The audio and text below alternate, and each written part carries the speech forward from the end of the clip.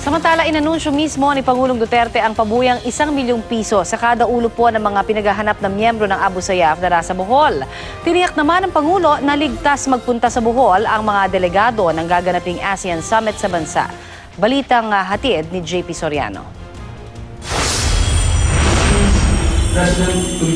Hulihin dead or alive, yan ang utos si Pangulong Rodrigo Duterte sa militar at pulisya sa ginawang security meeting dito sa Tagbilaran, Bohol bilang paghahanda sa 30th ASEAN Summit kung saan ang Pilipinas ang host. Ang order ko is dead or alive.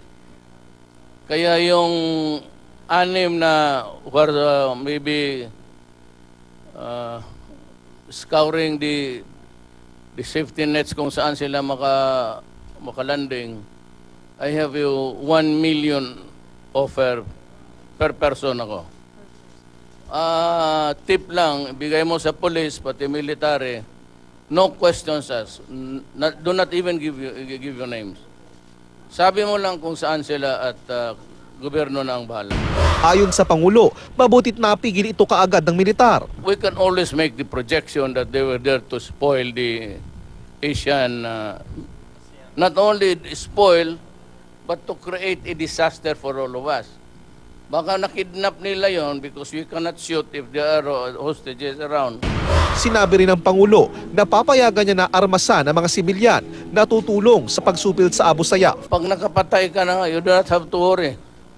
You just go to the police and make the report and state your truth. Wala kang problema. Tiniyak naman ng Pangulo at ni Defense Secretary Delfin Lorenzana na magiging ligtas ang mga delegado sa ASEAN kung saan magdaratingan ang mga lider ng ASEAN simula April 26 hanggang 29. Nanghihina na raw, sir, no? Oo, nanghihina. Sugatan yung iba. So, tsaka wala sila kasing support group dito na katulad ng Basilan o Solo.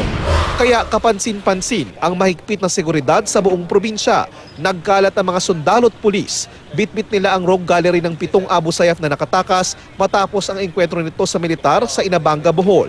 Meron ding nag-iikot sa paligid ng Panglao Beach. Hindi naman masiguro ng Pangulo kung darating sa bansa si US President Donald Trump para sa ASEAN sa Nobyembre. I do not know. But he seems to be very busy. But if he's coming here, then it would be good for the country. JP Soriano, GMA News.